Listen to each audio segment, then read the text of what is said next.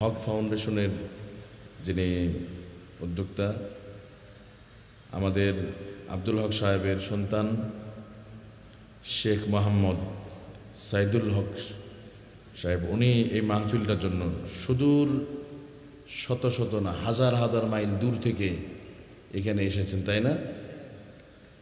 এরকম সন্তান আল্লাহ ঘরে ঘরে জন্ম দেয়, বলুন আমিন। কি দরকার ছিল একটা মাহফিলের জন্য লক্ষ টাকা খরচ কইরা এখানে আসতে হবে?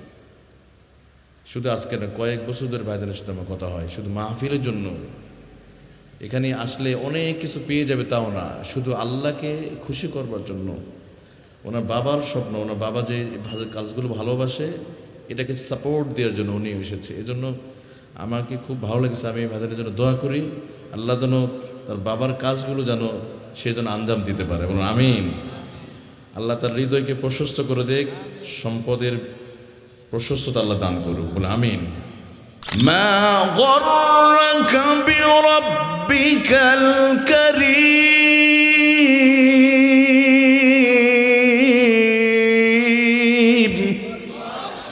আল্লাহ রাব্বুল আলামিন বলে, বান্দা কি হলো, কে তোমাদেরকে রব সম্পর্কে বিভ্রান্ত করেছে? দুনিয়ার কাজের সময় এটা দিতে পারো, এটা বোঝো, ব্যবসা বাণিজ্য বোঝো, ফেসবুকে কথা না বললে, বান্ধবীর সাথে চ্যাটিং না করলে অভিমান করবে, কিন্তু নামাজ না পড়লে আল্লাহ যে অভিমান করবে এটা তুমি বোঝো না? কি তোমাকে বিভ্রান্ত করেছে? তাকাও না তোমার চেহারার দিকে। আল্লাযী খালাকাকা ফাসাওয়াকা ফাআদালাকা ফি আই সূরাতিন মা শাআ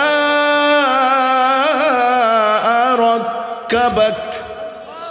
আল্লাহ রাব্বুল আলামিন বলে, বান্দা একটু চেহারার দিকে তাকাও, এত সুন্দর করে বানালাম, তোমার চোখের ওই নিয়ামতটা দিয়েছি। কত মানুষের চোখ নাই, কত মানুষ পৃথিবীর এই দৃশ্যটা দেখতে পারে নাই।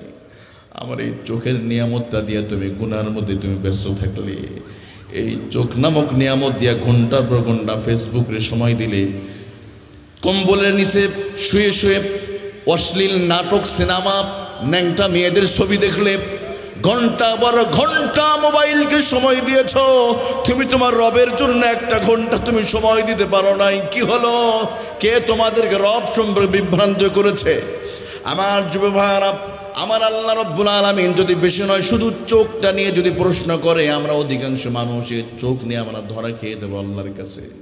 আসসালামু আলাইকুম ওয়া রাহমাতুল্লাহি ওয়া বারাকাতুহু।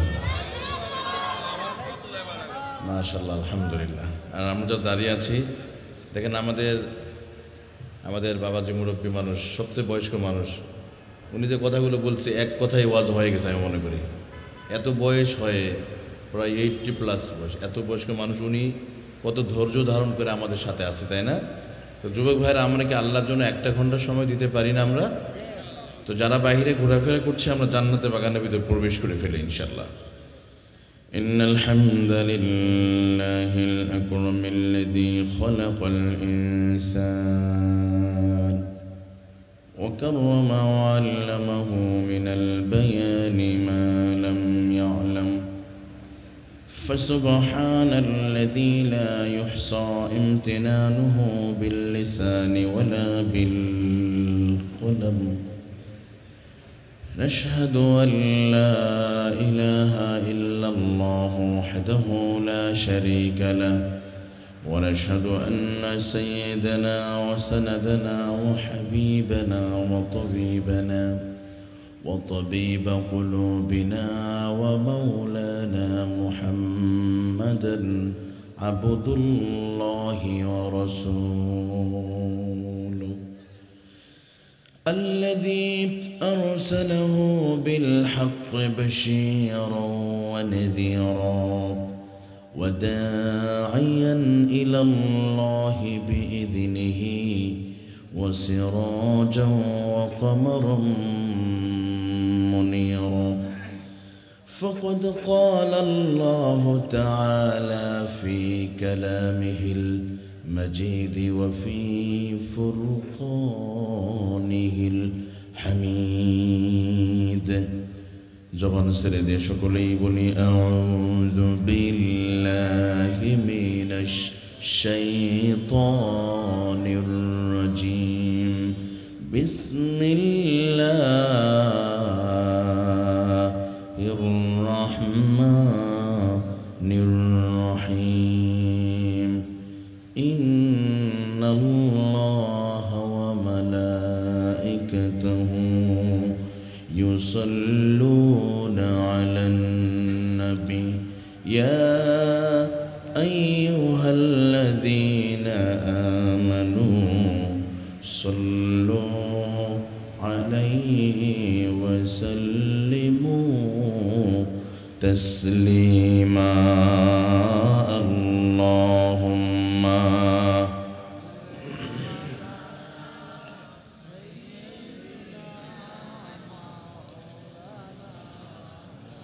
وعلى آل سيدنا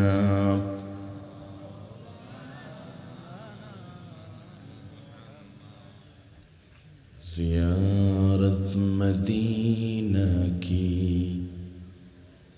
ज़ियारत मदीना की दिल में तमन्ना नहीं है मेरे पास सफ़र की समाना सफ़र की समाना अल्लाहुम्मा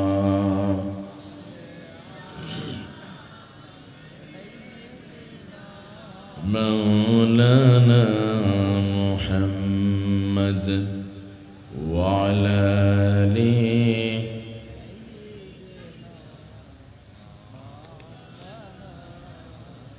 बलगल उला बिकमालिहि कशफत दुजा बिजमालिहि हसनत जमीउ खिसालिहि सल्लु अलैहि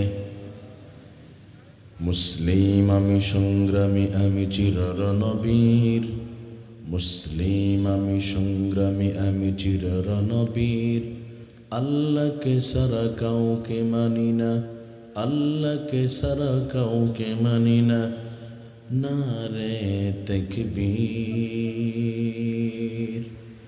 नारे तकबीर ला इलाहा इल्लल्लाह एक तो मोहब्बत शहीद बोली ला इलाहा इल्लल्लाह ला इलाहा इल्लल्लाह ला इलाहा इल्लल्लाह ला इलाहा इल्लल्लाह ला इलाहा ला इलाहा इल्लल्लाह मुहम्मदुर रसूलुल्लाह सल्लल्लाहु अलैहि वसल्लम ফকিরাবাদ জামে মসজিদের উদ্যোগে আয়োজিত চতুর্থতম ইসলামী মহাসম্মেলনের জনাব মুআজ্জাজ মুহতারাম সম্মানিত সভাপতি এলাকার সকলের কাছে এক নামে এক ডাকে পরিচিত ব্যক্তিত্ব হাজী শেখ মোহাম্মদ আব্দুল হক সাহেব সভাপতি ফকিরাবাদ জামে মসজিদ পরিচালনা কমিটি ও সাবেক ভারপ্রাপ্ত চেয়ারম্যান 2 নং সাদিপুর ইউপি আল্লাহ তাআলা তার প্রিয় গোলামকে কবুল করুন আমিন এত বয়োবৃদ্ধ মানুষ এরপরও তিনি মাহফিল পেয়ে উনি যতটা খুশি আমার মনে হয় দুনিয়াবি অন্য কাজে এতটা তিনি খুশি না কেন জানি ওনার ভিতরে ঈদের মতো আনন্দ চলতেছে মাহফিল পেয়ে দিনই কাজ এতটা তিনি ভালোবাসেন আল্লাহ তাআলা ওনাকে কবুল করুন আমিন আমরা দোয়া করি আল্লাহ তাআলা আমাদের বাবাজির হায়াতকে আল্লাহ তাআলা আরো বৃদ্ধি করে দেয় সকলে বলে আমিন আল্লাহ তাআলা ওনার মনের স্বপ্নগুলো পূরণ করে দেয় এখানে আরো নাম রয়েছে সহসভাপতি হিসাবে সম্মানিত ব্যক্তিদের নাম হাজী শাহ দিলওয়ার আলী সাহেব হাজী শেখ মোহাম্মদ আব্দুর রব সাহেব সেই সাথে লিয়াকত শাহ ফরিদি সাহেব পরীক্ষা নিয়ন্ত্রণ নর্থ ইস্ট ইউনিভার্সিটি বাংলাদেশ আল্লাহ তাআলা ওনাদের সবাইকে কবুলে মঞ্জুর করুন আমিন সেই সাথে বিশেষ করে আজকের মাহফিলের আমাদের আপনারা সকলে চেনেন আমাদের ভাইজান হক ফাউন্ডেশনের যিনি উদ্যোক্তা, আমাদের আব্দুল হক সাহেবের সন্তান শেখ মোহাম্মদ সাইদুল হক সাহেব, উনি এই মাহফিলটার জন্য সুদূর শত শত না হাজার হাজার মাইল দূর থেকে এখানে এসেছেন, তাই না? এরকম সন্তান আল্লাহ ঘরে ঘরে জন্ম দেখ, বলুন আমিন। কি দরকার ছিল একটা মাহফিলের জন্য লক্ষ টাকা খরচ কইরা এখানে আসতে হবে? শুধু আজকে না, কয়েক বছর ধরে ভাইদের সাথে আমার কথা হয়, শুধু মাহফিলের জন্য এখানে আসলে অনেক কিছু পেয়ে যাবে তাও না, শুধু আল্লাহকে খুশি করবার জন্য। ওনার বাবার স্বপ্ন, ওনার বাবা যে কাজগুলো ভালোবাসে এটাকে সাপোর্ট দেওয়ার জন্য উনি এসেছে। এজন্য আমাকে খুব ভালো লেগেছে। আমি ভাইদের জন্য দোয়া করি আল্লাহ যেন তার বাবার কাজগুলো যেন সে যেন আঞ্জাম দিতে পারে, বলুন আমিন। আল্লাহ তার হৃদয়কে প্রশস্ত করে দেখ, সম্পদের প্রশস্ততা আল্লাহ দান করুক, বলে আমিন। একবিংশ শতাব্দীর বিজ্ঞান সর্বোচ্চ চাঁদের দৌড় চন্দ্র পর্যন্ত। বিজ্ঞানের দৌড় কোথায়? চাঁদ পর্যন্ত, তাই না? 1969 সালে নেল আর্মস্ট্রং, ওলরিন আর একটা লাইকা নামক কুত্তা নিয়ে ওরা চাঁদে গিয়েছিল। সালটা ছিল 1969। তো বিজ্ঞানের দৌড় চাঁদ পর্যন্ত। আর কোরআনে মাহফিলের মুসল্লিরা একবার আল্লাহকে রাজি আর খুশি করে যদি সে বলতে পারে সুবহানাল্লাহ, আলহামদুলিল্লাহ, যদি বলতে পারে, এই আওয়াজটা আমার রব, আমার আল্লাহর কাছে এতটা প্রিয়, আল্লাহ এতটা ভালোবাসে, এই আওয়াজটা বলবে বান্দা এই জমিনে বসে থেকে। আওয়াজটা প্রথম আসমান, দ্বিতীয়, তৃতীয়, চতুর্থ, পঞ্চম, ষষ্ঠ, সপ্ত আসমান বাড়ি দিয়া সিদরাতুল মুনতাহা বাড়ি দিয়ে আল্লাহ আরশ আজিমে এই আওয়াজ আল্লাহ পৌঁছায় দিবে। আল্লাহ বলে জিবরিল, ওরা কারা? ওরা ওখানে বসে আছে কেন? ওরা ওখানে বসে আছে কেন ময়লার মধ্যে? জিবরিল বলে, আল্লাহ ওরা তো তোমার জান্নাতে যেতে চায়। আমাদের সুবহানাল্লাহ আওয়াজ শোনা পর বলবে তাহাররাকা লাহুল আরশ, আরশের চতুর্দিকে এগুলো ঘুরবে, জিকিরের আওয়াজ, সুবহানাল্লাহ আওয়াজ ঘুরতে থাকবে। আল্লাহ বলে এটা কাদের আওয়াজ? ওই যে সিলেট বিভাগের অন্যতম সে শেরপুর জেলার বিশেষ করে ফকিরাবাদ জামে মসজিদের প্রাঙ্গণে বসে তোমার বান্দারা জিকির করতেছে, আলোচনা করতেছে, সুবহানাল্লাহ বলতেছে। আল্লাহ বলবে জিবরিল, ওরা কি আমাকে দেখেছে? জিবরিল বলে, আল্লাহ দেখে নাই তোমাকে। আল্লাহ বলে, আমাকে না দেখে আমাকে এত ভালোবাসে? তাহলে ওরা বসে আছে কেন? ঘরের মধ্যে দামি দামি বিদেশি কম্বল আছে, বিদেশি ব্র্যান্ডের সে তোষক জাজিমগুলো ফেলে তুই এর মধ্যে বসে আছে কেন? জিবরিল আলাইহিস সালাম বলে, আল্লাহ তোমার বান্দা ওরা তো তোমার জান্নাতে যেতে চায়, ওরা তো জাহান্নামের সেই লেলিহান শিখা আগুন থেকে মুক্তি পেতে চায়। আল্লাহ বলে, ওরা কি জাহান্নাম দেখেছে? ওরা কি জান্নাত কি দেখেছে? না, তাকে দেখে না। আল্লাহ বলে, জিবরিল তুমি সাক্ষী থাকো, আমার বান্দারা যেখানে বসে আছে ওরা এখান থেকে উঠার আগেই আমি আল্লাহ তাদের গুনাহগুলো মাফ করে দিব। এই জন্য একান্ত প্রিয় যুবক ভাইয়েরা, আমার বাবাজিরা, আমরা এখানে যারা বসেছি, আমার আল্লাহ আমাদেরকে এতটাই ভালোবাসে। এর জন্য আপনারা এখানে চলে যাবেন, শেষ পর্যন্ত থাকবেন তো ইনশাল্লাহ।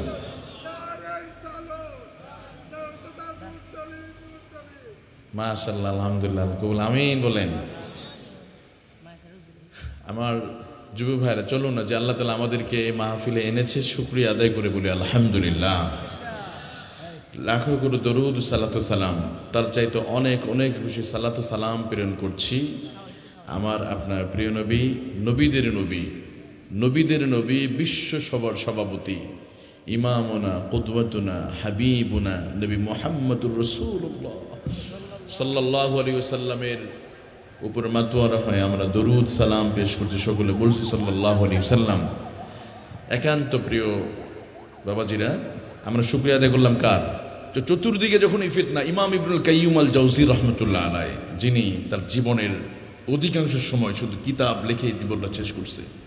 উনি এত পরিমাণ কিতাব লিখেছেন, ওনার পুরো পুরো জীবনটাকে যদি আমরা হিসাব করি, আর যতগুলো বই লিখেছেন বইয়ের পাতা দিয়ে যদি হিসাব করা হয়, গড় অ্যাভারেজে প্রতিদিন 54টা করে পাতা পেজ লিখেছে, সুবহানাল্লাহ। আর আমরা বছরে 54 পেজও পড়তে পারি না, কিন্তু ফেসবুকে অনেক সময় দিতে পারি, মাশাআল্লাহ, তাই না?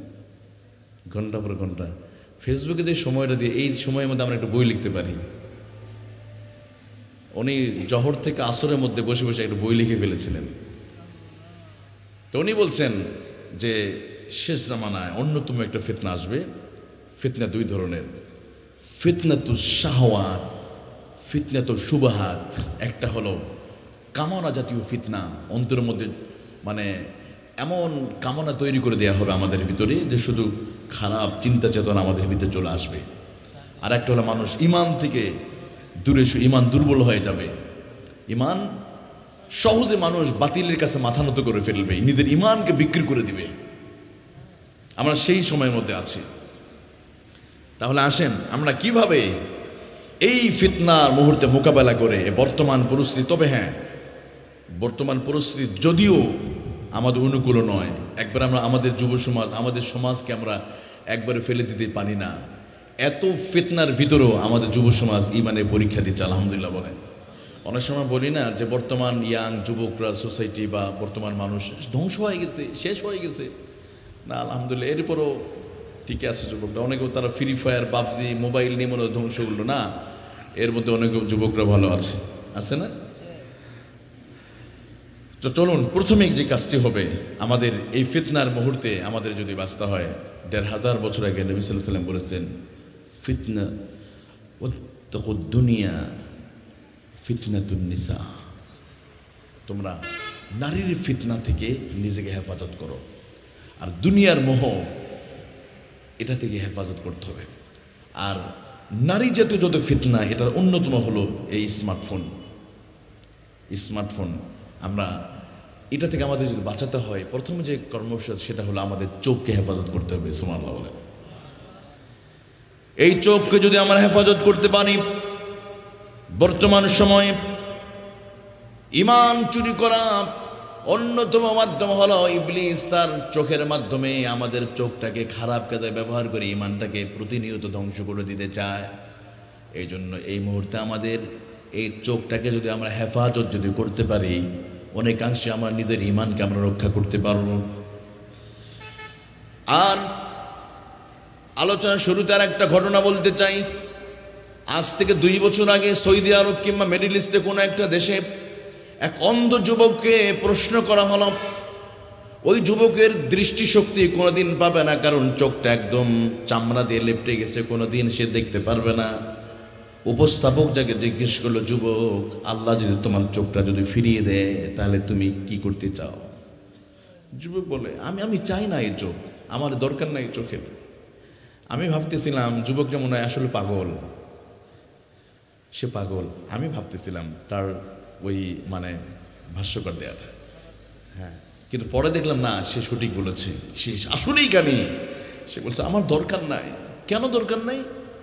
আমি হাসরের মাঠে আমার রব যখন আমাকে হাসরের মাঠে কঠিন বিপদের মুসিবতের সময় যখন হবে, তখন আমি আমার রবকে বলবো, আল্লাহ, আমি দুনিয়ার কিছু দেখতে পারি নাই, এই পৃথিবীর দৃশ্য আমি দেখতে পারি নাই, এই চোখ দিয়ে দুনিয়াতে দেখতে পারি না, আমি এই চোখ দিয়ে কোনো গুনাহ করতে পারি না। আল্লাহ, এই চোখ না দেওয়ার কারণে এইটার বিনিময়ে একটু হাসরের মাঠে কি একটু আমার জন্য শাস্তি কি একটু কমিয়ে দেওয়া যায় না? আমার জন্য কি একটু শাস্তি কমানো যায় না? সুবহানাল্লাহ। ওই যুবকের দৃশ্য আজও আমার কানে ভাসে কথাগুলো। সে বলছে, আমার আর দৃষ্টিশক্তির দরকার নাই, আমি আমার রব মহান আল্লাহ রব্বুল আলামিনের কাছে আমি বলে, আল্লাহ, এই পৃথিবী আমি কিছু দেখতে পারি না, এর বিনিময়ে হাসরের মাঠে আল্লাহ তুমি আমাকে একটু হলো হাসরের মাঠে এই শাস্তি থেকে আমার মুক্তির একটু ব্যবস্থা করে দিও।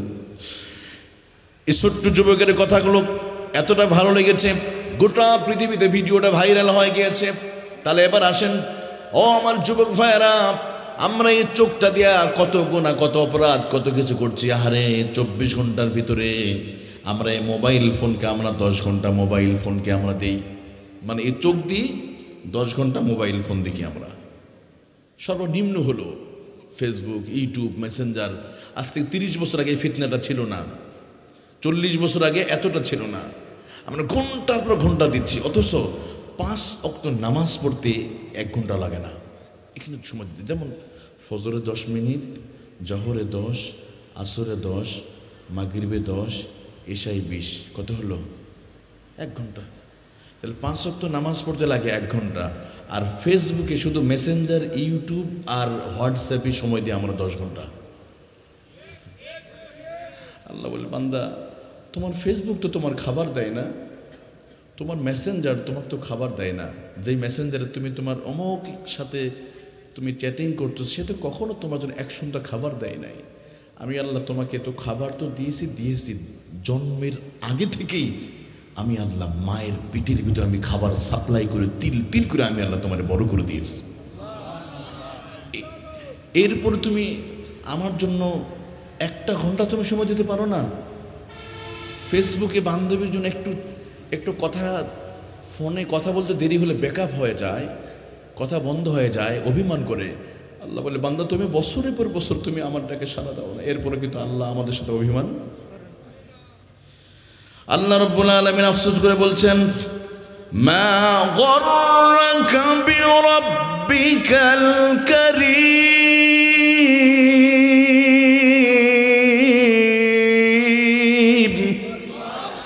আল্লাহ রাব্বুল আলামিন বলে, বান্দা কি হলো, কে তোমাদেরকে রব সম্পর্কে বিভ্রান্ত করেছে? দুনিয়ার কাজের সময় এটা দিতে পারো, এটা বোঝো, ব্যবসা বাণিজ্য বোঝো, ফেসবুকে কথা না বললে, বান্ধবীর সাথে চ্যাটিং না করলে অভিমান করবে, কিন্তু নামাজ না পড়লে আল্লাহ যে অভিমান করবে এটা তুমি বোঝো না? কি তোমাকে বিভ্রান্ত করেছে? তাকাও না তোমার চেহারার দিকে। আল্লাযী খালাকাকা ফাসাওয়াকা ফাআদালাকা ফি আই সূরাতিন মা শাআ রাক্কাবাক। আল্লাহ রাব্বুল আলামিন বলে, বান্দা একটু চেহারার দিকে তাকাও, এত সুন্দর করে বানালাম, তোমার চোখের ওই নিয়ামতটা দিয়েছি। কত মানুষের চোখ নাই, কত মানুষ পৃথিবীর এই দৃশ্যটা দেখতে পারে নাই। আমার এই চোখের নিয়ামতটা দিয়ে তুমি গুনার মধ্যে তুমি ব্যস্ত থাকলে, এই চোখ নামক নিয়ামত দিয়া ঘন্টার পর ঘন্টা ফেসবুকে সময় দিলে, কম্বলের নিচে শুয়ে শুয়ে অশ্লীল নাটক, সিনেমা, ন্যাংটা মেয়েদের ছবি দেখলে, ঘন্টা পর ঘন্টা মোবাইলকে সময় দিয়েছ, তুমি তোমার রবের জন্য 1 ঘন্টা তুমি সময় দিতে পারো নাই। কি হলো? কে তোমাদেরকে রব সম্পর্কে বিভ্রান্ত করেছে? আমার যুব ভাইরা, আমার আল্লাহ রাব্বুল আলামিন যদি বেশি নয় শুধু চোখটা নিয়ে যদি প্রশ্ন করে, আমরা অধিকাংশ মানুষের চোখ নিয়ে আমরা ধরা খেয়ে দেবো আল্লাহর কাছে, আল্লাহর কাছে ধরা খেয়ে যাবো।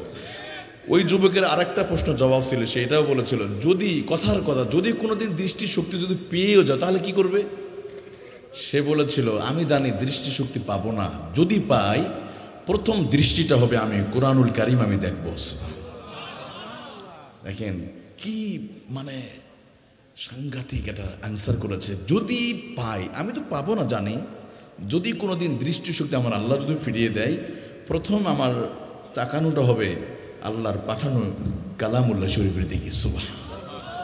আর আমরা দিন শুরু করি, শেষ 1 বছরের ভিতরে এমনও অনেক বুজুর্গ এখানে আছে কোরআন শরীফটা হাতেই নাই। অথচ সকালে ঘুমতে উঠে প্রথম আলো, যুগান্তর, ইত্তেফাক, জঘন্যকণ্ঠ, মানবকণ্ঠ, বিভিন্ন পত্রিকা পড়ে, কিন্তু কোরআন। আচ্ছা, পত্রিকা পড়লে প্রত্যেক অক্ষরে অক্ষরে 20টা করে নেকি পাওয়া যায়। সুবহানাল্লাহ। পাওয়া যায় না? পাওয়া যাবে কি যাবে না জানি না, তবে আমি খুব ভালোভাবে বলতে পারি, আল্লাহর পাঠানো এই কিতাব কেউ যদি একটা অক্ষর যদি পড়ে 10টা করে নেকি আল্লাহ দিয়ে দিবে। আর এটা যদি হয় রমাদান আল মুবারক মাসে যদি কেউ পড়ে একটা অক্ষর পড়বে 70টা নেকি আল্লাহ দিয়ে দিবে। আর সেই কিতাব আমরা পড়ি না। এই চোখ দিয়ে ফেসবুক দেখলাম, অশ্লীল দৃশ্য দেখে ইমানকে বিক্রি করে দিলাম, কিন্তু কোরআন আমরা পড়লাম না, অথচ এই কোরআনের দিকে তাকালেও গুনাহ মাফ হয়ে যায়। নবীজি বলেন, আন-নজরু ইলা সালাসাতি আশিয়া, 3 জিনিসের দিকে তাকালে আমার আল্লাহ রাব্বুল আলামিন বান্দার চোখের গুনাহগুলো আল্লাহ তাআলা মাফ করে দেয়। আন-নজরু ইলাল কাবা, বান্দা যখন বাইতুল্লাহর দিকে তাকাবে, তাকাতে দেরি হবে, বান্দার চোখের গুনাহগুলো মাফ হতে দেরি হবে না। বান্দা যদি তার মায়ের চেহারার দিকে রহমতের দৃষ্টি নিয়ে তাকায়, আন-নজরু ইলাল ওয়ালিদাইন, বান্দা তার মা বাবার চেহারার দিকে রহমতের দৃষ্টি নিয়ে যদি একবার তাকায়, যতক্ষণ মা বাবার চেহারার দিকে তাকাবে আমার আল্লাহ রাব্বুল আলামিন ওই সন্তানের চোখের গুনাহগুলো আল্লাহ তাআলা মাফ করে দেবে। আন-নজরু ইলাল মাসহাফ, বান্দা যদি কোরআনের মাসহাফ অক্ষরের দিকে যদি তাকায়, যতক্ষণ তাকাবে ততক্ষণ আমার আল্লাহ রব্বুল আলামিন গুনাহগুলো মাফ করে দিবে। কিন্তু ফেসবুকের দিকে তাকালে কিন্তু গুনাহ মাফ হবে। এদিকে তো ফেসবুক নাই, আলহামদুলিল্লাহ।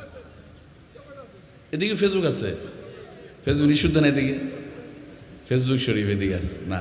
যুব ভাইরা, আমাদের 1 নম্বর কর্মসূচি, এই কঠিন ফিতনাতে বাঁচতে হলে এই চোখটাকে বাঁচাতে হবে। কারণ এই চোখকে বাঁচাতে, এই চোখটাকে কে আমাদের বাঁচিয়ে রাখতেছে, কে সুস্থ? আচ্ছা বলেন তো, চোখের পানি মিষ্টি না লবণাক্ত? লবণাক্ত না? মানুষের গায়ের ঘাম লবণাক্ত, সমুদ্রের পানি লবণাক্ত। তো মানুষের পানি কেন লবণাক্ত হলো, চোখের পানিটা? উইলিয়াম ফে, একজন আমেরিকান, একজন খ্রিস্টান বিজ্ঞানী বলছে 20 বছর মানুষের চোখের পানি না রিসার্চ করেছে। মানুষের চোখের পানি যদি লবণাক্ত না হতো, মানুষ পৃথিবীতে 1 ঘন্টার জন্য বেঁচে থাকতে পারতো না। সুবহানাল্লাহ। চোখ, আচ্ছা লবণ সবসময় পছন্দ করে। কুরবানির চামড়া দেখবেন, আমরা কি ফার্স্ট টাইমে রিফাইন করি লবণ দিয়ে আমরা কি করি এটাকে, এরপরে কি পছন্দ হয় না, অনেক দেরি হয়।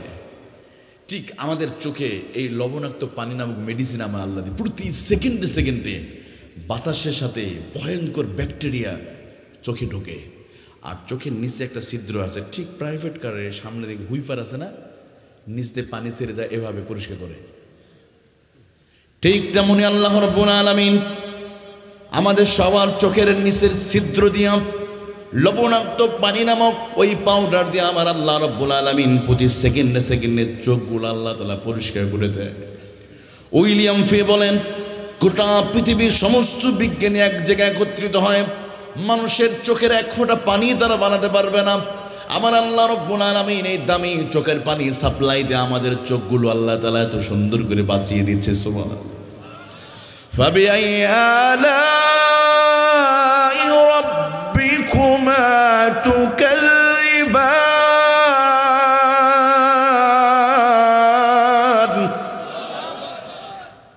এরপরে কি আমার কোন নিয়ামত তোমরা অস্বীকার করবে? দেখাও না তোমার চেহারার দিকে, এত সুন্দর করে আমি বানিয়েছি, আমার এই নিয়ামতটা বান্দা তুমি খারাপ কাজে ব্যবহার করবে?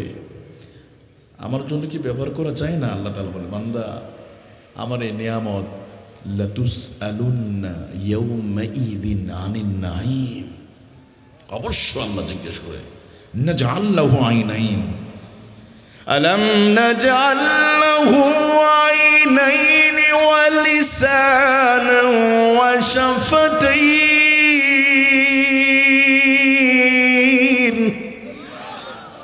আল্লাহ রাব্বুল আলামিন বলে, বান্দারা আমি কি তোমাদের দৃষ্টিশক্তিকে আমি দান করি নাই? আমাদের চোখটা দিয়েছে কে?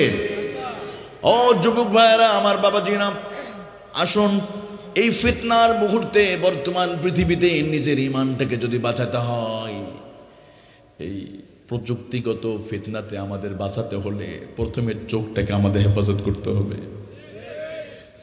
চোখটাকে। এরপর আসেন নারী জাতীয় যত ফিতনা আছে। নবী বলেন, ওয়াত্তাকুন নিসা, নারীদের ফিতনা থেকে তোমাদের বাঁচতে হবে। বর্তমান পৃথিবীতে অন্যতম একটা অস্ত্র শয়তানের, দেখবেন যত টিভিতে যত অ্যাড আছে, যত অনুষ্ঠান, সব নারীদেরকে উপস্থাপনা দায়িত্ব দেওয়া হলো। আমরা ছোটবেলাতে দেখলাম যত সাবানের অ্যাড দেখবেন সব নারীরা করে, মনে হয় সাবানগুলো মনে মহিলারাই ব্যবহার করে। সব জায়গায় নারী আর নারী, আসলে নাই, বেপরদা চলছে। কাসিয়াতুন আলিয়াতুন মুমিলাতুন মুমিসা। কিয়ামতের আগে এমন সময় আসবে, গায়িকা নাচানো হবে, নায়িকা উৎপাদন করা হবে, নারীরা এমন পোশাক পরিধান করবে, পোশাক পরেও অর্ধ উলঙ্গ দেখা যাবে। সেই সময়টা আমরা চলে এসেছি, তাই না? তাহলে নারীদের ফিতনা থেকে যুবক বাঁচতে হবে। কিন্তু অনেক যুবক খুবই কম আছে, দেখবেন এই যে ফেব্রুয়ারি মাস আসতেছে, দেখবেন অনেক যুবকরা মা বাবা মারা গিয়েছে কবর জিয়ারত করতে যায় না, কিন্তু বান্ধবীদেরকে নিয়ে বিভিন্ন পার্কে জিয়ারত করতে যায়। এদিকে তো পার্ক নাই, আছে বিভিন্ন নদীর পাড়ে, আছে না? যুবক বিবাহ বহির্ভূত এই হাত দিয়া আমি যদি কোনো নারী হাত ধরি, যতক্ষণ ধরবে ততক্ষণ গুনাহ না নেকি হবে।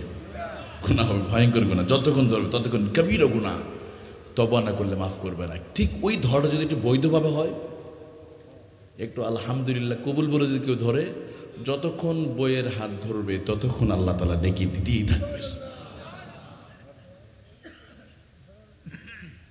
ওই পার্কে জিয়ারত নয়, মায়ের কবর, বাবার কবর, যেখানে কবরস্থান আছে মাঝে মাঝে কবর জিয়ারত করলে তুযাক্কিরুকুমুল মাউত, মৃত্যুর কথা স্মরণ হবে, কবরের কথা স্মরণ হবে। বড়ই আফসোস, মানুষ মারা যায়, জানাজা হচ্ছে, আর একদিকে মানুষ বিড়ি খায়। একদিকে জানাজা পড়ছে, অন্যদিকে বিড়ি টানছে। আবার একদিকে জানাজা হচ্ছে, কবরস্থানে পাশ দিয়ে যুবক হেঁটে যাচ্ছে, কানে ব্লুটুথ গান শুনতেছে, কিন্তু কবরের পাশ দিয়ে, অর্থাৎ এই কবরবাসী চূড়ান্ত, আমাদের আসল জায়গা হলো কবর, সেই পাশ দিয়ে যাওয়ার সময় আরে নবীজির জামাতা, যাকে জিন্নুরাইন বলা হতো, দুই নূরের অধিকারী উসমান ইবনে আফফান, সুবহানাল্লাহ, ওনার পুরো সম্পদ আল্লাহর জন্য দিয়ে দিয়েছেন, আজও স্টিল ওনার নামে অ্যাকাউন্টে এখনো টাকা জমা হচ্ছে। সেই উসমান রাদিয়াল্লাহু আনহু, যাকে নবীজি বলে উসমান ফিল জান্নাহ, আবু বকর ফিল জান্নাহ, উসমান ফিল জান্নাহ, উসমান তুমি জান্নাতি। এরপরও উসমান ইবনে আফফান কবরের পাশ দিয়ে হেঁটে যায়, কবর দেখলে চোখ দিয়ে পানি পড়ে, আর আমরা কবরের পাশ দিয়ে ব্লুটুথ দিয়ে গান শুনতে শুনতে যাই, মনে হয় আমাদের মৃত্যুই হবে না। আমাদের অন্তর কোনো পাথরের মতো শক্ত হয়ে গেছে, এখন আর কবরের কথা শুনলে পানি আসে না। কিন্তু সাকিব খানের প্রিয়তমা সিনেমা না দেখলে অনেকে কান্না করেছিল। ব্রাজিলের ভক্তরা ব্রাজিল হেরে গেলে কান্না করে, নেইমারের ভক্ত নেইমার হেরে গেলে কান্না করে, লিওনেল মেসির দল যদি হেরে যায় কেউ স্ট্রোক করে মারাও যায় আবার। আরে কিন্তু কবরের কথা শুনলে কলিজায় ভয় আসে না, চোখে পানি আসে না। কে পারে এই পাথরের মতো হৃদয়টাকে বিগলিত করে? পারে আল্লাহর জিকির বেশি বেশি করতে হবে, নামাজ পড়বেন আর কোরআনুল কারীম তেলাওয়াত করলে আর জিকির করলে অন্তরটা নরম করে দিবে কে? ফেসবুক কমায় দিয়া এই কিতাবটা পড়তে হবে, আর সময় পেলে চোখটা বন্ধ করে আল্লাহর জিকির করবে, দেখবেন অন্তরটা আল্লাহ নরম করে দেবে। যুবক ভাইয়েরা, এই যৌবন, আচ্ছা আমরা এখানে যারা আছি, আগামী 40 বছরের ভিতরে আমরা 90% মানুষ মাটির নিচে চলে যাব, একটা মানুষ থাকবে না, কেউ থাকবে না। তুমি দাঁড়াও তো, এই বাচ্চার বয়স ধরেন 10 বছর, তোমার বয়স কত? 10। বাবার আগামী 40 বছর পরে তোমার নাম কি জানো? মাহফুজ। এই বাচ্চার বয়স হয়ে যাবে 50 বছর, কত হবে? আচ্ছা, এর বয়স যদি 50 হয়, আমরা কোথায়? নাই। একটু কল্পনা করেন, আমরা কত হিসাব করি, ডাচ বাংলায় কত লক্ষ টাকা আছে, ইসলামী ব্যাংকে কত লাখ, আপনার মিউচুয়াল ট্রাস্ট ব্যাংকে কত লক্ষ টাকা। কখনো কি হিসাব করেছি আগামী 50 বছর পরে, 40 বছর আমরা কোথায় চলে যাব? এই হিসাবটা করি না। 90% মানুষ, আমিও আগামী 40, এখন যার বয়স 40 বছর, 40 যোগ করলে কত হবে? 80 বছর। এখানে আমার যে বাবাজিদের বয়স 50 বছর, 40 বছর পরে 90 বছর। এটা কি সম্ভব 90 বছর বাচ্চা? নাই, তার মানে নাই। এই জন্য যুবক ভাইয়েরা, এই সময়টা এভাবে কাটানোর সময় নয়, এই এখনই সময়। আল্লাহ আমাদের ডাকতেছে, বান্দা তোমরা আসো না আমার দিকে, দৌড়াও, জান্নাতের দিকে, ক্ষমার দিকে দৌড়াও। আর আমরা দৌড়াচ্ছি দুইটার দিকে, একটা হলো সম্পদের দিকে, ক্ষমতার দিকে দৌড়াচ্ছি। আল্লাহ ডাকতেছে ক্ষমার দিকে, ওয়াসারিউ ইলা মাগফিরাতিন মির রাব্বিকুম ওয়া জান্নাতিন আরদুহাস সামাওয়াতু ওয়াল আরদ। সারিউ ইলা মাগফিরা, তোমার ক্ষমার দিকে, আল্লাহর দিকে দৌড়াও। আমরা দৌড়াচ্ছি অন্যদিকে। এই জন্য প্রথমে যে আমাদের কাজটি হবে, আসুন নারীদের ফিতনা থেকে আমাদের বাঁচতে হবে। এই জন্য চোখকে হেফাজত করা, আর এই ফিতনাতে বাঁচতে হলে যাদের সম্ভব দ্রুত কি করে নেবে? নবীদের ওই সুন্নত আমলটা করে নেবে। সুবহানাল্লাহ বলে। এরপর আমার যুবক ভাইরা, আমরা এমন কিছু কাজ করবো যাতে করে আমরা আল্লাহর কাছাকাছি যেতে পারি, ফিতনা মুহূর্তে মোকাবেলা করে আল্লাহর প্রিয় হয়ে যাব। এই জন্য আল্লাহ রাব্বুল আলামিন বলে, বান্দা দুনিয়াতে চলতে গিয়ে যখন চলবে, এই জমিনে তোমরা বিনয়ের সাথে চলবে, কখনো অহংকার করে চলা যাবে। আমার প্রিয় হতে গেলে আল্লাহর কাছাকাছি আমরা হব এই শয়তানের মোকাবেলা করে আল্লাহর প্রিয় হব। প্রথমে চোখ হেফাজত করতে হবে, নারীর ফিতনা থেকে বাঁচতে হবে। আর নারীর ফিতনা থেকে বাঁচতে হলে যাদের সম্ভব তারা বিবাহ করে নেবে। তৃতীয় নম্বর, এই জমিনে যখন চলবো আমরা বিনয়ের সাথে চলবো। যদি আমরা বিনয়ের সাথে চলতে পারি আমরা আল্লাহর প্রিয় বান্দা হয়ে, রহমানের বান্দার অন্যতম পরিচয় আল্লাহর বান্দা যারা হবে।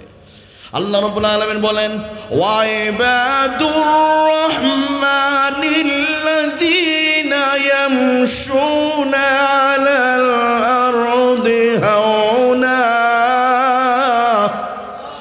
ওয়া ইবাদুর রহমান, রহমানের বান্দার পরিচয় হলো আল্লাহর একনিষ্ঠ গোলাম যারা হবে, আল্লাহর প্রিয় বান্দা যারা হবে, দুনিয়াতে চলার সময় তারা বিনয়ের সাথে চলবে, কখনো অহংকার করা যাবে। এই যুবক বয়সে আমাদের একটা অহংকার থাকে, ক্ষমতার অহংকার, চেহারার অহংকার থাকে না থাকে, সম্পদের অহংকার।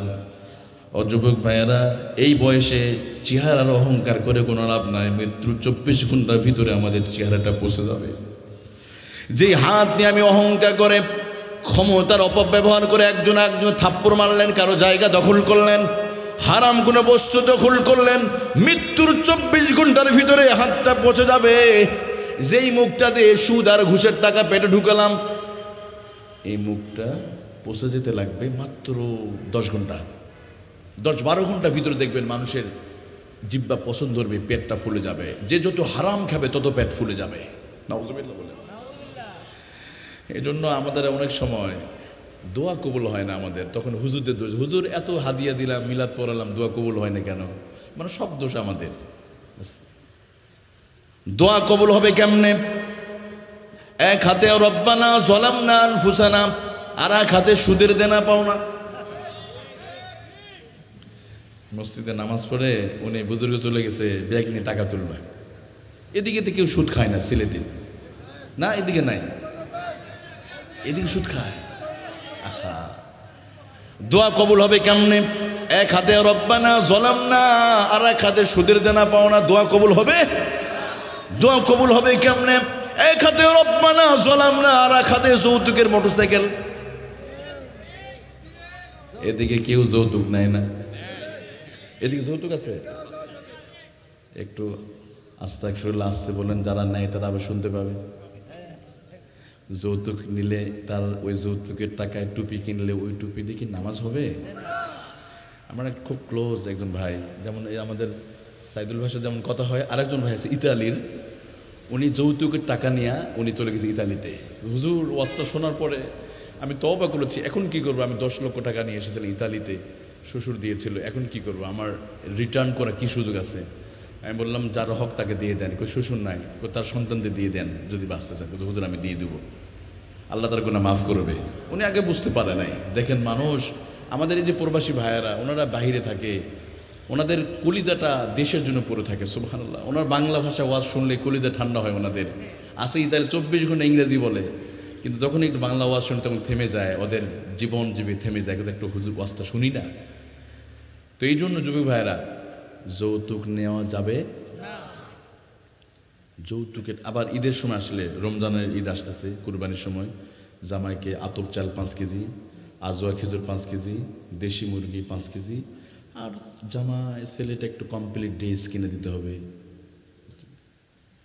এটা আমাদের ওইদিকে উত্তরবঙ্গে, এদিকে তো নাই না। এগুলো করবো না, এই জুলুমটা করবো না বাবারা, আমার যুবক ভাইরা, এটা কখনো করবেন না।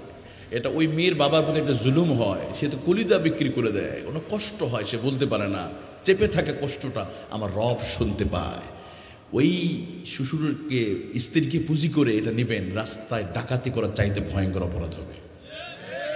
ডিসিশন নিতে হবে, না আমরা কখনো এই হারামটা নিব না, ইনশাল্লাহ বলেন। খবরদার। এই যে আচ্ছা, মোবাইলের পাসওয়ার্ড আছে না, 1 2 3 4 5, এই পাসওয়ার্ডকে যদি 1 2 3 ভুল করে খুলবে? খুলবে না। আপনার দোয়ার পাসওয়ার্ড আপনি সেদিন ভুল করেছেন যেদিন আপনি সুদ খেয়েছেন, যেদিন আপনি হারাম খেয়েছেন, সেদিন দোয়ার পাসওয়ার্ড লক, দোয়া কবুল হবে না। যেদিন মাকে গালি দিয়েছেন, বাবাকে গালি, সেদিন দোয়া পাসওয়ার্ড লক হয়েছে, আর দোয়া কবুল হবে না। বয়োবৃদ্ধ বাবাজিকে, বাবাকে গালি দিয়েছেন, ধমক দিয়েছেন, আপনার দোয়া কবুল হবে না। অন্যের জায়গা দখল করছেন। মান আখাজা শিবরাম মিনাল আরদি জুলমা নবীজি বলেন কেউ যদি 1 বিঘা জায়গা যদি দখল করে 7 তবক জমিনটা গলার মধ্যে বেরিয়ে পড়ে দিবে, নাউজুবিল্লাহ বলেন। এই জন্য দোয়া কবুল হবে না ভাই। এই জন্য আমাদের পাসওয়ার্ডটি আবার, হ্যাঁ, কখনো যদি সেট হ্যাং হয়, পাসওয়ার্ড যদি ভুল হয়, তখন আমরা কি করি? ফ্লাশ মেরে দেই, তাই না? ঠিক তেমনই যদি আমাদের গুনাহ বেশি হয়ে যায়, গুনার পাল্লা যদি ভারী হয়ে যায়, তাহলে তওবা নামক ফ্লাশ মেরে দিয়া সমস্ত গুনাহ থেকে যদি আমরা ফিরে আসতে পারি, আল্লাহ বলে বান্দা তোর পূর্বের সমস্ত গুনাহগুলো তো মাফ করেই দেব, গুনার জায়গাগুলো নেকি দিয়ে আমি ভরে দেব। ওয়ায়ুবাদদিলুল্লাহু সাইয়্যাতিহিম হাসানাতিন ওয়া কানাল্লাহু গফুরুর রহিমা।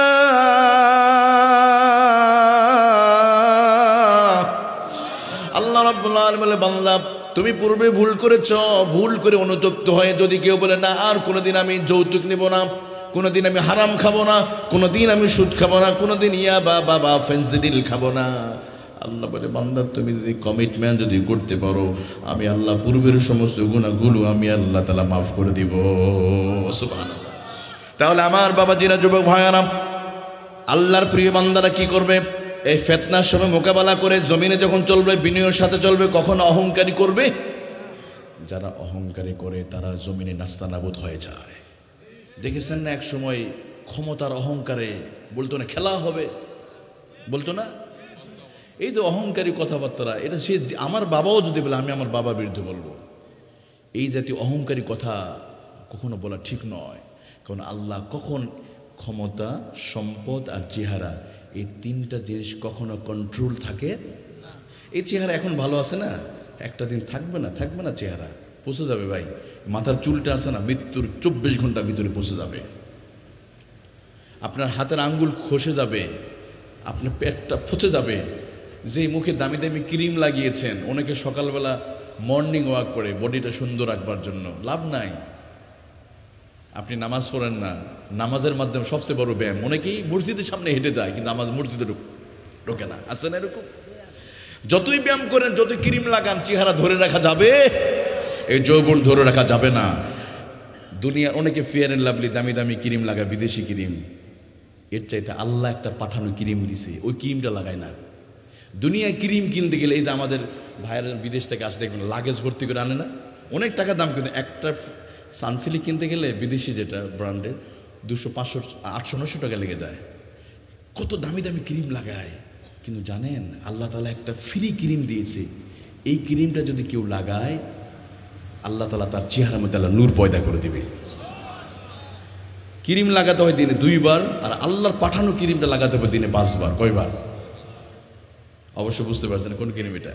হ্যাঁ, ওজুর পানি নামক এই ক্রিম যদি কেউ দিনে 5 বার লাগায়, আমি বলি নাই, দু জাহানের সরদার, আখিরাতের ব্যারিস্টার, ইমামুল মুরসালিন, সাইয়্যিদুল মুরসালিন, ইমামুনা, কুদওয়াতুনা, হাবিবুনা নবী মুহাম্মদুর রাসূলুল্লাহ সাল্লাল্লাহু আলাইহি ওয়াসাল্লাম বলেন, তাবলুগুল হালিয়াতা মিনাল মুমিন গুররাম মুহাজ্জালিনা মিন আসারিল ওযু। ওজুর পানি যত জায়গা লেগে যাবে, আমার নবী বলেন ওই জায়গাটা আলোকিত করে দিবে কে? আচ্ছা, যে নামাজ পড়ে, যে পড়ে না, দুজনের চেহারা কি এক? দেখেন এখানে আমাদের ওলামায়ে কেরাম আছে, যে হুজুরদের দিকে তাকান, যারা 5 ওয়াক্ত নামাজ পড়ে, ওনাদের চেহারা সুন্দর না? ওনারা কি ক্রিম লাগায়? জিজ্ঞেস করেন না হুজুরদের কাছে। ফেয়ার অ্যান্ড লাভলি ইউজ করে না? বয়স হয়ে গেছে, এরপর চেহারার মধ্যে নূর আছে, কারণ 5 ওয়াক্ত নামাজ পড়ে, তাহাজ্জুদে নামাজ পড়ে, ওজুর পানি নামক ক্রিমটা লাগায়। হুজুরদের বইয়েরা বিউটি পার্লারে যায় না। বিউটি পার্লারে যায়? যেতে হয় না, কারণ ওজুর পানি নামক পানি লাগালে চেহারা সুন্দর করে দেয় কে? বিউটি পার্লারে গিয়ে টাকা নষ্ট না করে আসেন না, ওজুর পানিটা লাগান, আল্লাহ চেহারা সুন্দর করে দেবে ইনশাল্লাহ। এই ক্রিমটা লাগাবো তো ইনশাল্লাহ? আচ্ছা, কারা কারা রাজি আছে? 2টা হাত উঁচু করেন একটু। আলহামদুলিল্লাহ, কবুল করে। আমি কষ্ট দিয়ে ফেলেছি আমার বাবা জেনে, যুবক ভাইয়েরা। তাহলে আমরা জমিনে চলবো, বিনয়ীভাবে চলবো। পৃথিবীতে সবচেয়ে বিনয়ী কে ছিলেন জানেন? আমি কি বলবো একটু? কে বলেন তো কে? মাশাআল্লাহ, হযরত মুহাম্মদ সাল্লাল্লাহু আলাইহি ওয়াসাল্লাম। ওনার মতো বিনয়ী পৃথিবীতে আর কেউ নাই। উনি বিনয়ী নামক এই অস্ত্র দিয়া কাফেরদেরকে তিনি ইসলামে কনভার্ট করতে সবচেয়ে সাপোর্ট দিয়েছে, এই বিনয়ী নামক অস্ত্র। সুবহানাল্লাহ। ওনার ওই সময় অ্যাটমিক বোমা ছিল না, ওনার কোনো এরকম লাঠিয়াল বাহিনী ছিল না, কোনো ক্যাডার বাহিনী ছিল না। নবীদের অস্ত্র ছিল একটা কোরআনুল কারীম আর একটা তার বিনয়ী। ফাবিমা রাহমাতিম মিনাল্লাহ, ফাবিমা রাহমাতিম মিনাল্লাহি লিনতা লাহুম। আল্লাহ রাব্বুল আলামিন বলেন, নবীজি আপনাকে বিনয়ী করে পাঠানো হয়েছে।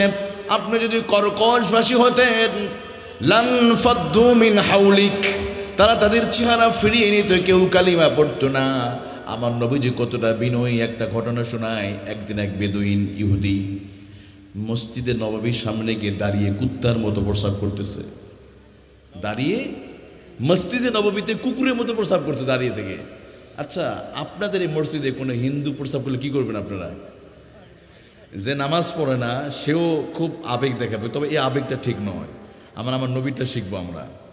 দেখেন আমার নবী কি ব্যবহার করে। হযরত ওমর প্রচন্ড রেগে গেছে, বেদব রাসূলুল্লাহর সামনে বেদবি ওরে শেষ করে দেব। নবী বলে, ওমর একটু কুল হ, একটু ঠান্ডা হ, এবার গরম হলে হবে না। প্রস্রাব আটকে রাখলে কিডনিটা ড্যামেজ হয়ে যাবে, ওরে প্রস্রাব করতে দাও না। সুবহানাল্লাহ। আমার নবী তো শুধু নবীই ছিলেন না, তিনি একদিকে রাষ্ট্রনায়ক, সেনাপ্রধান, মসজিদের ইমাম। তিনি সব কিছু জ্ঞান আল্লাহ তার কুলিদের ভিতরে আল্লাহ তারা এলকা করে ঢুকিয়ে দিয়েছে। সুবহানাল্লাহ। কারো কাছে ধান নিতে হয় না, আল্লাহ অটোমেটিকলি দিয়েছে। আচ্ছা, আজকের বিজ্ঞানী বলছে প্রস্রাব পায়খানা আটকে রাখলে কিডনি নষ্ট হয়। আর এই জন্য নামাজের যদি সময় হয়ে যায় আর প্রস্রাবে যদি চাপ দেয়, আল্লাহ বলে, বান্দা তোমার নামাজের দরকার, যাও তুমি প্রস্রাব সেরে আসো, তারপর তুমি নামাজে দাঁড়াও। ইসলাম কতটা চমৎকার একটা ধর্ম পেয়েছে, আলহামদুলিল্লাহ বলে।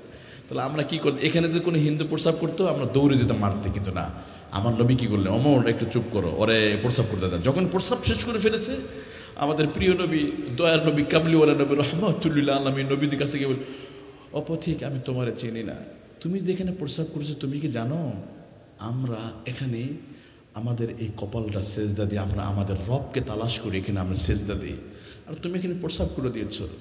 বেদুইন বলে, নবীজি আপনি কেন বললেন, আমি তো বুঝতে পারি নাই, এখানে যে সেজদা করেন আপনারা বাধা দিলেন না কেন আমাকে? আমাদের পেকুটে যদি কেউ যদি প্রস্রাব করে, আমি তো তাকে আস্ত রাখতাম না, তার শেষ করে দিতাম। আর আপনার সাথে সাথী রয়েছে, আবু বকর, ওমর আছে, আপনি আমার বাধা দিলেন না, আমারে মাফ করে দিলেন, কিছুই বললেন এখনো। তার মানে হলো আর বুঝতে বাকি নেই, আপনার মতো দয়ার মানুষ আকাশের নিচে জমিনের উপরে এত ভালো মানুষ পৃথিবীতে নাই। এতদিন আপনাকে আমি খারাপ জেনেছি নবীজি, আমি আর দেরি করতে চাই না। এই মুহূর্তে আপনারা পবিত্র এই মোবারক হাতে হাত রেখে এখন এই কালিমা পড়ে আমি মুসলমান হয়ে যেতে চাই।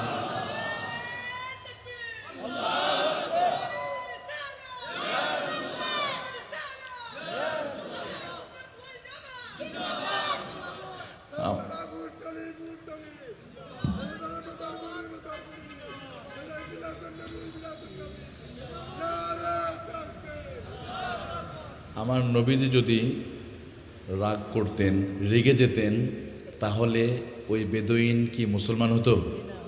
হতো না। ঠিক আপনাদের মসজিদে কেউ হিন্দু প্রস্রাব করতে আসলে আমি কি বলে জানেন, তার কাছে টিস্যু নিয়ে যাবেন, ভাই তুমি টিস্যুটা নাও, টিস্যু নিয়ে তুমি ওই কাজটা সেরে ফেলো, নিজে প্রস্রাব পরিষ্কার করবেন। কখনো গালি দেওয়া যাবে? হিন্দু হোক, খ্রিস্টান হোক, বৌদ্ধিস্ট হোক, কোনো বিধর্মীকে কখনো গালি দেওয়া যাবে না। ওরা আমাদেরকে গালি দেবে, আমাদেরকে বকা দেবে, আমরা দুই হাত প্রসারিত করে ভালোবাসার ডানা প্রসারিত করে দিব। ওরা আমাদের ব্যবহার দেখে গালি ব্যবহার মুসলমান হয়ে যাবে, সুবহানাল্লাহ বলেন। কিন্তু আমরা কখনো গালি দিতে যাব না। ওরা দেখুক আমার নবী এই অস্ত্র ব্যবহার করেছিলেন। তাহলে প্রিয় ভাইয়েরা, আমরা এই ফিতনার মুহূর্তে বাঁচতে হলে জমিনে চলবো। কখনো অহংকারী করা যাবে? যুবক ভাইয়েরা, চেহারার অহংকার অথবা অহংকারী করে বাইক চালাবেন রাস্তায়, আছে না এরকম? খুবই। আমার বাবা তো লন্ডনে থাকে, বিদেশি টাকা, R15 FZ 3 লাখ 5 লাখ, দেখ কীভাবে গাড়ি চালাতে হয়। বাস কিছু দূর যেতেই এই যে ব্রিজের সামনে পড়ে শেষ, আছে না? যুবক ভাইয়েরা, তোমার মতো কত যুবক এই রোডে, এই যে রোডে আজকেও মারা গেছে, আজকেও মনে 4 জন মারা গেছে। আমরা সারা বাংলাদেশ সফর করতেছি, টোটালি পুরো বাংলাদেশ। মানে আল্লাহ জানি না কখন কি হয়, জীবনটা মানে হাতের উপরে, চোখের সামনে অ্যাক্সিডেন্ট হয়ে যাচ্ছে। এই জন্য কখনো আমরা অহংকার করি, কখন আমাদের জীবনের শেষ সন্ধ্যা নেমে আসবে আমরা কেউ বলতে পারবো না। কেউ বলতে পারবে না। হয়তো ভাবছেন হুজুর না আমার মৃত্যুর বয়স তো এখনো দেরি আছে, কেবল ইন্টার ফার্স্ট ইয়ারে পড়ি, কত সময় বাকি, একটু ফুর্তি করি মাস্তি করি, এরকম বলে না অনেকে। না, কে বলেছে আপনার মৃত্যুর ঘন্টা বেজে গেছে যেদিন আপনার মা মারা গিয়েছে, সেদিন আজরাইল আলাইহিস সালাম আপনার ঘরে আসছিল। এটা কি জানেন আপনারা? আমাদের সবার ঘর, সবার বাড়ি দেখে গেছে আজরাইল আলাইহিস সালাম। যেদিন আপনার দাদি মারা গিয়েছিল, আপনার মা যেই ঘরে যেই খাটের উপরে জান কবজ হয়েছে, খাটটা এখনো আছে, ওই ঘর এখনো আছে, আছে না? আপনার মা যেই বাড়িতে ছিল, যেই ঘরে, ওই ঘরটা তো আছে, তাহলে ওই ঘরেই আজরাইল আলাইহিস সালাম জান কবজ করছে। অতএব সাবধান, শেষ 1 মাসের ভিতরে আপনাদের এলাকায় যদি কেউ মারা যায়, তার মানে এই 1 মাসের ভিতরে আজরাইল আলাইহিস সালাম দেখে গেছে এলাকার প্রত্যেকটা মানুষের জানাজার সময় ছবি তুলে নিয়ে চলে গেছে। এই জন্য যুবক ভাইরা নয় আর নয়, এই জীবনের মূল্যবান সময়টাকে আমরা অন্য কাজে ব্যবহার করবো না। মোবাইল আর বাজে কাজে ব্যবহার করা যাবে, ভালো কাজে ব্যবহার করবো। এবার আসেন আমরা এই সময়টা কাজে লেগে আমরা আল্লাহর প্রিয় হবে, তাই না? এরপরে আমরা এই যে দুনিয়া চলতে গিয়ে আমরা অনেক সময় ঝগড়া লিপ্ত হয়ে যায়। আল্লাহর প্রিয় বান্দারা তারা চুপ থাকবে, কখনো ঝগড়া করবে না, কোন গালাগালি করবে। মানুষ বকা দিলে চুপ থাকবে, কিন্তু শরীর তেজ, ইয়াং মানুষ, এই সময় একটু কথা বলে আমরা হজম করতে পারি না। কিন্তু দেখেন আল্লাহ কি বলছে, আল্লাহ বলছে যারা আমার প্রিয় বান্দা হবে তারা কখনো ঝগড়া করবে। وَإِذَا خَاطَبَهُمُ الْجَاهِلُونَ قَالُوا سَلَامًا। আল্লাহ রাব্বুল আলামিন বলে তারা কখনো ঝগড়া করবে না। কেউ ঝগড়া করতে আসলে সালাম দিয়ে কেটে পড়বে। সুবহানাল্লাহ বলেন। একবার সিদ্দিকা আকবর বসে আছে, এক বেদুইন এসে আবু বকর বলছে, আবু বকর তুমি খারাপ, তোমার 14 গোষ্ঠী খারাপ। মানে আবু বকরের মুখের উপরে মা বাবা তুলে বকা দিচ্ছে। প্রিয় নবীজি পাশে মুস্কি হাসতেছে, তার পবিত্র নূরের চেহারাতে মুস্কি মানে আগুন চমকাতে। সুবহানাল্লাহ। তো আবু বকর চুপ করে আছে। একবার গালি দিয়েছে, কথা বলে না। দ্বিতীয়বার আবার গালি দিচ্ছে, আবু বকর তুমি খারাপ, তোমার মা খারাপ, তোমার গোষ্ঠী খারাপ। আবু বকর চুপ করে আছে। তৃতীয়বার গালি দিচ্ছে, আবু বকর চুপ করে। চতুর্থবার গিয়ে তার কথার ঝগড়া লেগে গেছে। এবার নবীজির পবিত্র নূরের চেহারাটা মলিন হয়ে গেল, কষ্ট পেয়ে উঠে গেলেন। এবার সিদ্দিকা আকবর রাসূলুল্লাহর পিছনে দৌড়ায়। ওগো নবীজি, কিছুক্ষণ আগে আপনি এখানে বসেছিলেন, আপনার চেহারার মধ্যে নূরের হাসিটা ছিল, এখন কেন হাসি বন্ধ হয়ে গেল, কেন উঠে গেলেন? বিশ্বনবী বলে, আবু বকর শোনো, কিছুক্ষণ আগে আমি দেখলাম, আমি যা দেখি তুমি তা দেখো না। আমি দেখেছি 3 বার তোমাকে যখন গালি দিয়েছে, আল্লাহ নূরের ফেরেশতা তোমার মাথার উপর রহমতের চাদর বিছিয়ে রেখেছিল। যখন আবু বকর তুমি যখন গালি দিয়েছো, আমি দেখলাম নূরের ফেরেশতারা যখন ঝগড়ায় লিপ্ত হয়ে গিয়েছো, নূরের ফেরেশতা রহমতের চাদর ফেলে দিয়ে অন্যত্র চলে যায়। এই দৃশ্য দেখার পরে আমার চেহারাটা মলিন হয়ে গেছে, এই জন্য আমি এখান থেকে চলে গিয়েছি। আবু বকর শোনো, যদি তুমি জান্নাতে যদি আমার সাথে যদি থাকতে চাও, আবু বকর কখনো ঝগড়া করা যাবে। وَإِذَا خَاطَبَهُمُ الْجَاهِلُونَ قَالُوا سَلَامًا।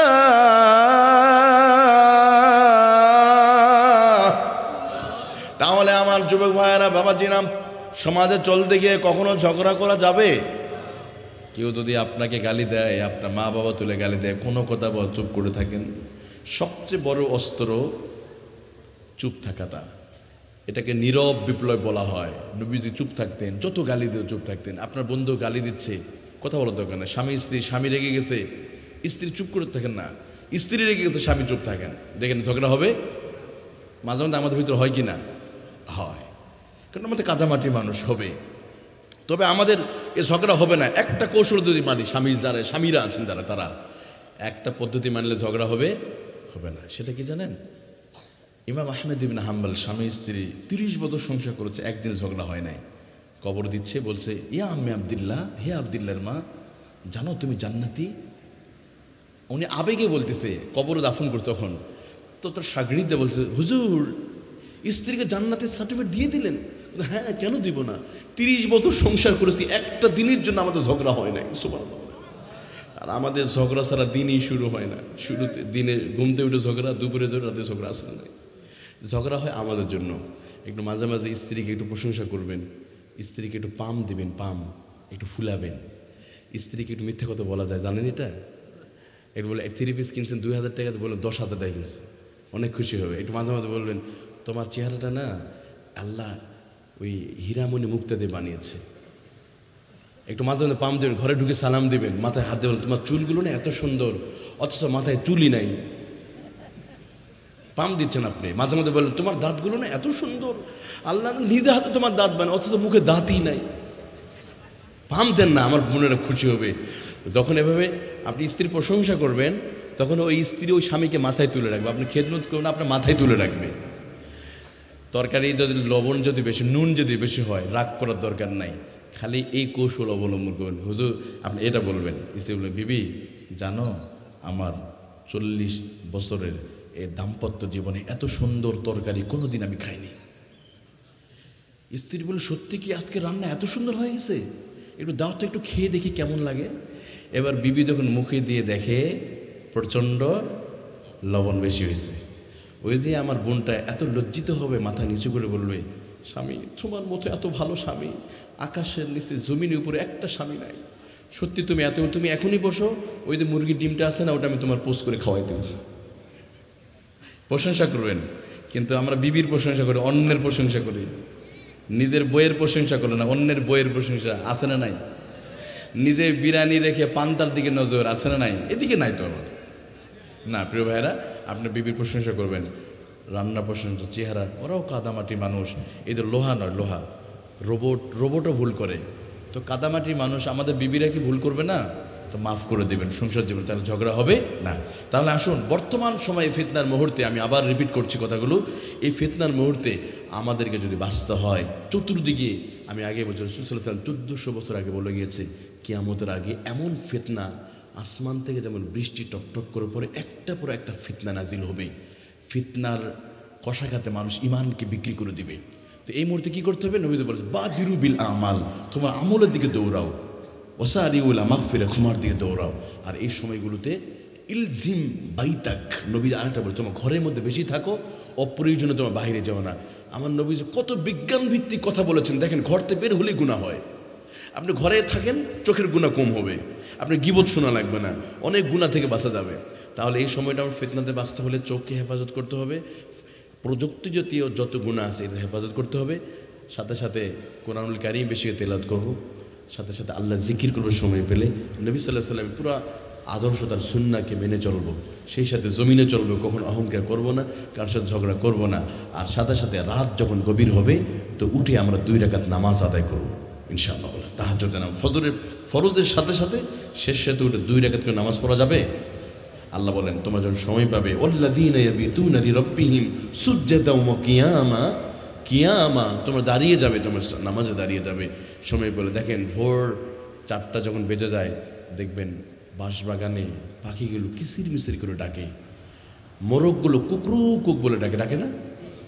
ডাকে। এই জন্য হাদিসে এসে কি জানেন, লা তাসুব্বু দাজাজা, তোমরা মোরগগুলোকে গালি দিও না, ওরা তো কুকরু কুক বলে না, ওরা তো আমার জিকির করে। অনেকে গালি দেয়, অনেক মানুষ আছে, আপনাদের জানি না, অনেক বলে আমরা আব্দুর রহমানের মোরগটা এত খারাপ, এই মোরগের চিল্লানিতে রাতে ঘুমাতে পারি না, অনেক বলে। আস্তাগফিরুল্লাহ বলেন। প্রিয় নবীজি নিষেধ করে, খবরদার তুমি মোরগগুলোকে গালি দিও না, লা তাসুব্বু দাজাজা, ওই মোরগগুলো তো ওরা তো অন্য কিছু বলে না, তোমরা কুকুর কুক শুনতে পাও, কিন্তু ওরা তো আমার জিকির করে, তোমরা বোঝো না। وَإِن مِّن شَيْءٍ إِلَّا يُسَبِّحُ بِحَمْدِهِ وَلَكِن لَّا تَفْقَهُونَ تَسْبِيحَهُمْ إِنَّهُ كَانَ حَلِيمًا غَفُورًا। আল্লাহ রাব্বুল আলামিন বলেন, وَإِن مِّن شَيْءٍ إِلَّا يُسَبِّحُ, জমিনে এমন কোন বিচরণশীল প্রাণী নাই যে প্রাণীটা আল্লাহর তাসবিহ আদায় করে, আল্লাহ জিকির করে না। প্রত্যেকটা প্রাণী জিকির করে কার? ওই মোরগটাও আল্লাহকে ডাকে, কুকরু কুক বলে না, ওরা আল্লাহ জিকির করে। তাহলে ভোর 4টার দিকে উঠে মোরগ যদি আল্লাহকে ডাকে, আর আমি কানে ব্লুটুথ দিয়ে রাতের বেলা যদি আমরা ঘুমিয়ে থাকি, বলেন তো আমরা ওই প্রাণীর চাইতে নিকৃষ্ট? আল্লাহ প্রাণীগুলো সৃষ্টি করলে মানুষের কল্যাণের জন্য, ওই প্রাণী ভোর 4টার দিকে আল্লাহ জিকির করে, আর আমরা নাক ডেকে ডেকে ঘুমাই।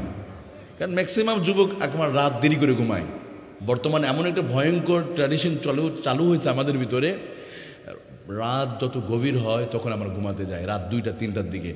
জানেন, আপনি শুধু নিজে ক্ষতি করছেন না, আপনি কেন জানি নিজের পায়ে নিজে আপনি কুড়াল মারতেছেন, আত্মহত্যা করতেছেন। এই ঘুম এটা দিয়েছে কে? তো এই ঘুমটাকে হারাম করছেন। রাতের বেলা টিভি দেখবেন, মোবাইল দেখবেন, আপনার দ্রুত আপনার চেহারা সৌন্দর্য নষ্ট হবে, আপনার চুল পড়ে যাবে, চেহারার লাবণ্যতাটা থাকবে না, আপনি স্ট্রোক করে মারা যাবেন, কাজের প্রোডাক্টিভিটি কমে যাবে, শরীরের শক্তি কমে যাবে। দিনের বেলা যেই স্বামী রাত জেগে থাকে, পরের দিন স্ত্রীর সাথে কুকুরের মতো ব্যবহার করে, যদি উনি টিচার হয়, রাত যদি জাগে পরের দিন ছাত্রদেরকে যে পিটাবে, বেশি বেশি পিটায়। এই জন্য রাত ঘুমাবেন, দ্রুত এশার নামাজে পরে ঘুমাতে যাব ইনশাআল্লাহ। বলেন আল্লাহ আমাদের কবুল করুক। আমি আর লম্বা করব না, আপনাদের সুস্বাস্থ্য কামনা করছি।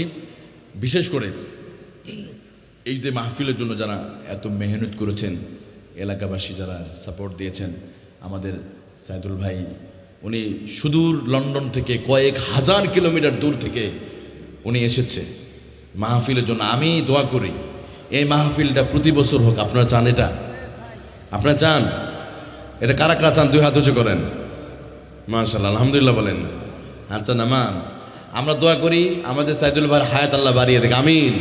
আরও সমাজের জন্য কল্যাণমূলক কাজে সম্পৃক্ত হবার আল্লাহ তাকে তৌফিক দান করুক। এত সুন্দর মাহফিল উনি উপহার দিয়েছে। ওনার বাবা এখনও জীবিত, এখনও বয়স্ক মানুষ, এত রাত পর্যন্ত এখানে আছে। তো এই মাহফিলটা প্রতি বছর হবে। আমরা ওনাদের জন্য দোয়া করি, আল্লাহ যেন এই মাহফিল কিয়ামত পর্যন্ত আল্লাহ যেন জারি রেখে দেয়, বলেন আমিন। এই যে এখানে ম্যাক্সিমাম যুবক, আলহামদুলিল্লাহ আমার অনেক ভালো লাগতেছে, ম্যাক্সিমাম যুবক মানুষ। এই যুবকরা যদি ঠিক হয়ে যায়, সমাজ পরিবর্তন হয়ে যাবে। কথা বলা ঠিক কিনা? এই জন্য যুবকদের প্রতি শেষ মুহূর্তে আমি দোয়া চেয়ে আমি শুধু এখানে এসেছি আমাদের সাইদুল ভাইয়ের রিকোয়েস্টে এখানে এসেছি। আমি ধন্য যে আপনাদের নুরানি চেহারাগুলো দেখতে পেরেছি।